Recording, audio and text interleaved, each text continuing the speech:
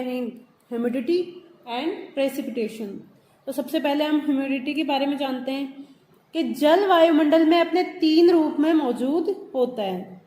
यह गैसीय अवस्था में जलवाष्प के रूप में, तरल अवस्था में जल की बूंदों के रूप में और ठोस अवस्था में हिमकणों के रूप में रहता है। तो देखा जाए तो जो जल है वो वायुमंडल में 3 अवस्थाओं में पाया जाता है। पहला उसका गैसीय रूप जो है वो किस रूप में पाया जाता है? जलवाष्प के रूप में, वाटर वेपर के रूप में, गैसीय स्वरूप में पाया जाता है। जल की बूंदों के रूप में, ड्रॉपलेट्स के रूप में ये किस में पाया जाता है? तरल अवस्था में पाया जाता है। और हिमकणों के रूप में यह ठोस अवस्था में वायुमंडल में मौजूद होता है। अब वायुमंडल में मौजूद होने वाली अदृश्य जो जलवाष्प है उसकी मात्रा को ही ह्यूमिडिटी कहा जाता है। यानी हमारे आसपास वायुमंडल में जो जल है वो जब गैसीय स्वरूप में पाया जाता है तो उसी जल के गैसीय स्वरूप यानी वाटर वेपर को ही हम क्या कहते हैं? आर्द्रता या ह्यूमिडिटी के नाम से जानते हैं। वायुमंडल में 16 किलोमीटर से अधिक ऊंचाई पर आर्द्रता नहीं पाई जाती। हम जानते हैं कि वायुमंडल में जो क्षोभ मंडल है, क्षोभ मंडल में ही मौसम संबंधी सारी घटनाएं होती है और क्षोभ मंडल तक ही क्या पाई जाती है? ह्यूमिडिटी या जलवाष्प की उपस्थिति होती है। क्षोभ मंडल में ही बादल बनते हैं, क्षोभ मंडल में ही वर्षा होती है। 16 किलोमीटर से ऊपर जाने पर वाटर वेपर एब्सेंट होती है, इसलिए वहां पर बादल भी नहीं बनते और वर्षा भी नहीं होती। किसी भी वायु में जलवाष्प धारण करने की क्षमता उस वायु के तापमान पर निर्भर करती है। तापमान बढ़ने से आर्द्रता धारण करने की क्षमता भी बढ़ जाती है। हम देखते हैं कि अगर वायु में आर्द्रता की बात की जाए तो आर्द्रता धारण करने की जो क्षमता होती है वो वायु के तापमान पर निर्भर करती है। वायु का तापमान जितना अधिक होगा उस वायु की आर्द्रता ग्रहण करने की क्षमता भी उतनी ही अधिक होगी। इसका मतलब हो गया कि वायु की आर्द्रता सामर्थ्य, इसको आर्द्रता सामर्थ्य के नाम से जाना जाता है। यानी वायु में आर्द्रता ग्रहण करने की क्षमता उसकी आर्द्रता सामर्थ्य कहलाती है और ये समानुपाती होती है तापमान के। तापमान बढ़ने के साथ वायु की आर्द्रता सामर्थ्य भी बढ़ जाएगी और तापमान घटने के साथ वायु की आर्द्रता सामर्थ्य भी घट जाएगी। इसको हम एक उदाहरण के द्वारा समझ सकते हैं कि गर्मियों में जैसे हम कपड़े सुखाते हैं तो कपड़े सुखाते हैं तो क्या होगा? उस गर्मियों में क्योंकि वायु का टेम्परेचर क्या है? टेम्परेचर ज्यादा है तो उसकी आर्द्रता धारण करने की क्षमता भी क्या है? ज्यादा है, जिसके कारण क्या होगा? जैसे ही हम कपड़े सुखाएंगे वो अपेक्षाकृत जल्दी सूख जाएंगे। लेकिन शीतकाल में वायु का तापमान क्या है? कम है, तो उसकी आर्द्रता धारण करने की क्षमता भी कम है, इसलिए कपड़े क्या होते हैं? देर से सूखते हैं। इसको अगर दूसरे उदाहरण द्वारा समझा जाए तो मान लो एक खाली गिलास है, उसको हमने ठंडे पानी से भर दिया तो हम देखते हैं कि उस गिलास के चारों तरफ छोटी छोटी जल की बूंदें आ जाती है। वो क्यों आती है? क्योंकि जैसे ही हम गिलास ठंडे जल से भरते हैं तो आसपास के क्षेत्र की तुलना में उसका टेम्परेचर क्या हो जाता है? कम हो जाता है। टेम्परेचर कम होते ही वायु में आर्द्रता, वायु की आर्द्रता सामर्थ्य क्या हो जाती है? घट जाती है। जैसे ही आर्द्रता सामर्थ्य घटती है, वायु में जो आर्द्रता होती है वो अतिरिक्त जो भी आर्द्रता होगी उसकी आर्द्रता सामर्थ्य घटने की, आर्द्रता सामर्थ्य जैसे ही घटेगी उसकी जो अतिरिक्त आर्द्रता है वो क्या होगी? गिलास से जैसे ही वायु टकराएगी वहीं पे अपनी एक्स्ट्रा आर्द्रता क्या कर देगी? छोड़ देगी। जैसे ही आर्द्रता छोड़ेगी तो उस गिलास के चारों तरफ हमें पानी की बूंदें दिखाई देने लगती हैं। इस प्रकार यदि वायु का तापमान कम हो जाए तो उसकी आर्द्रता धारण करने की क्षमता भी कम हो जाती है।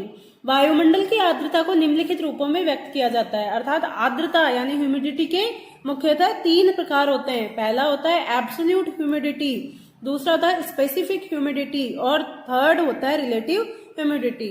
हम जानते हैं कि वर्षा की दृष्टि से रिलेटिव ह्यूमिडिटी का सबसे ज्यादा अध्ययन किया जाता है। रिलेटिव ह्यूमिडिटी के बारे में पता लगा के हम बता सकते हैं कि अब वर्षा होगी या नहीं होगी। तो सबसे पहले हम पढ़ते हैं एब्सोल्यूट या निरपेक्ष आर्द्रता।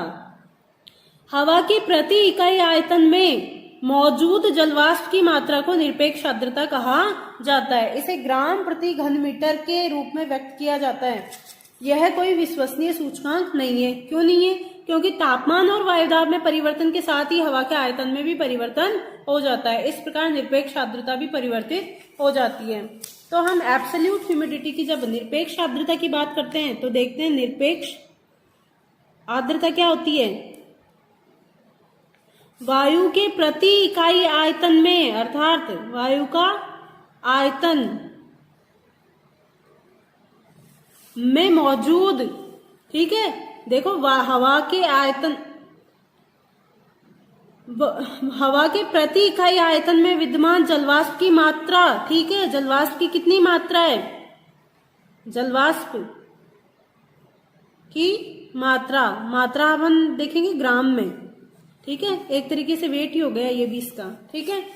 तो जब प्रति इकाई आयतन में जलवाष्प की मात्रा का अध्ययन किया जाता है तो उससे निरपेक्ष आर्द्रता कहा जाता है। ये कोई एब्सोल्यूट मान नहीं है, क्यों, एब्सोल्यूट ह्यूमिडिटी है, ये कोई विश्वसनीय सूचकांक नहीं है। विश्वसनीय सूचकांक क्यों नहीं है, क्योंकि टेम्परेचर और वायुदाब के परिवर्तन के साथ ही हवा के आयतन, ये जो वायु का आयतन होता है ये कभी भी स्थिर नहीं होगा। क्यों नहीं होगा, जैसे ही टेम्परेचर बढ़ेगा, टेम्परेचर बढ़ने के साथ क्या होगी, हवा की प्रवृत्ति क्या होती है, वायु क्या होगी, गर्म होकर फैलती है। गर्म होकर फैलेगी तो उसका आयतन क्या हो जाएगा, आयतन बढ़ जाएगा। टेम्परेचर बढ़ने से वायु का आयतन भी क्या हो गया, बढ़ गया। आयतन जैसे ही बढ़ा वैसे ही क्या हो गया, निरपेक्ष आर्द्रता कम हो गई। अगर जलवाष्प की मात्रा तो नहीं बढ़ रही ना टेम्परेचर बढ़ाने के साथ साथ, मान लो जलवाष्प की मात्रा स्थिर है तो तापमान बढ़ाने के साथ ही क्या होगी, निरपेक्ष आर्द्रता कम हो जाएगी। तो इस प्रकार से निरपेक्ष आर्द्रता को हम कोई भी विश्वसनीय सूचकांक नहीं मान सकते। दूसरा है स्पेसिफिक ह्यूमिडिटी या फिर विशिष्ट आर्द्रता। आर्द्रता को व्यक्त करने का यह अधिक उपयोगी तरीका है। हवा के प्रति इकाई भार में जलवाष्प के भार को विशिष्ट आर्द्रता कहा जाता है। इसे ग्राम प्रति किलोग्राम के रूप में व्यक्त किया जाता है क्योंकि इसे भार की इकाइयों के रूप में माना जाता है, अतः इस पर वायुदाब या तापमान के परिवर्तन का कोई भी प्रभाव नहीं पड़ता। निरपेक्ष आर्द्रता अब है विशिष्ट आर्द्रता या स्पेसिफिक ह्यूमिडिटी। अब विशिष्ट आर्द्रता क्या है, अगर आर्द्रता की बात की जाए तो विशिष्ट आर्द्रता क्या है, विशिष्ट आर्द्रता इज इक्वल टू क्या होगा, वायु का इकाई भार, ठीक है। इसमें निरपेक्ष आर्द्रता में वायु के आयतन, इकाई आयतन में जलवाष्प की मात्रा का अध्ययन किया जाता है। इसमें वायु के इकाई भार में जलवाष्प की मात्रा का अध्ययन किया जाता है। यहाँ पर जलवाष्प की मात्रा, इस प्रकार से अगर देखा जाए, इनकी तुलना की जाए तो जो एब्सोल्यूट ह्यूमिडिटी होगी और जो स्पेसिफिक ह्यूमिडिटी होगी, ये क्या है, एब्सोल्यूट जो ह्यूमिडिटी है वह वायु के प्रति इकाई आयतन में मौजूद जलवाष्प की मात्रा है और जो स्पेसिफिक ह्यूमिडिटी है वह वायु के प्रति इकाई भार में मौजूद जलवाष्प की मात्रा है। तो अगर इनमें अंतर डिफाइन किया जाए तो एब्सोल्यूट ह्यूमिडिटी क्या होगी, वायु के प्रति इकाई आयतन, ये ध्यान रखना इसमें आयतन, प्रति इकाई आयतन में मौजूद जलवाष्प की मात्रा।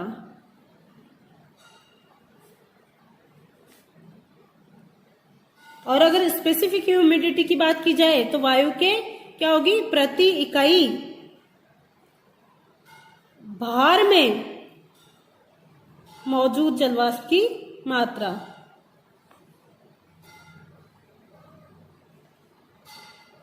तो इसको किसमें मापा जाएगा, अगर इसकी बात की जाए तो ग्राम प्रति वर्ग मीटर,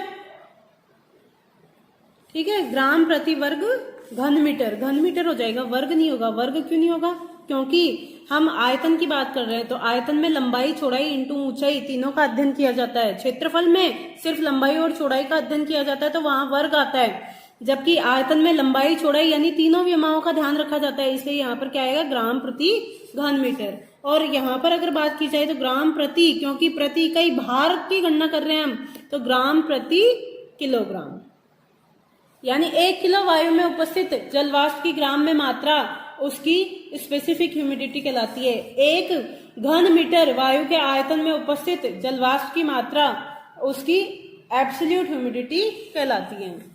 अब देखो एब्सोल्यूट ह्यूमिडिटी जो होगी वो क्या होगी, क्योंकि प्रति इकाई किसमें, आयतन में मापी जा रही है, तो टेम्परेचर चेंज करते ही वायु का आयतन भी क्या हो जाता है, जो आयतन होगा वॉल्यूम, वो भी क्या हो जाती है, चेंज हो जाती है, वॉल्यूम भी बढ़ जाएगी। जैसे ही गैसें क्या होती है, टेम्परेचर प्राप्त करके क्या करती है, फैलती है तो उनका आयतन भी क्या हो जाता है, बढ़ जाता है। इसके कारण जैसे ही टेम्परेचर बढ़ेगा वायु का आयतन बढ़ जाएगा, आयतन बढ़ जाएगा तो क्या होगा, उसकी एब्सोल्यूट ह्यूमिडिटी कम हो जाएगी। लेकिन टेम्परेचर का वायु के भार पर कोई भी प्रभाव नहीं पड़ेगा, तो ये टेम्परेचर से या प्रेशर से प्रभावित नहीं होती। जबकि जो एब्सोल्यूट ह्यूमिडिटी होती है वो टेम्परेचर बढ़ने के साथ साथ एब्सोल्यूट ह्यूमिडिटी क्या होगी, घट जाएगी। ठीक है, विपरीत संबंध होता है, टेम्परेचर बढ़ने के साथ ही एब्सोल्यूट ह्यूमिडिटी घट जाएगी। तो ये एब्सोल्यूट ह्यूमिडिटी और स्पेसिफिक ह्यूमिडिटी में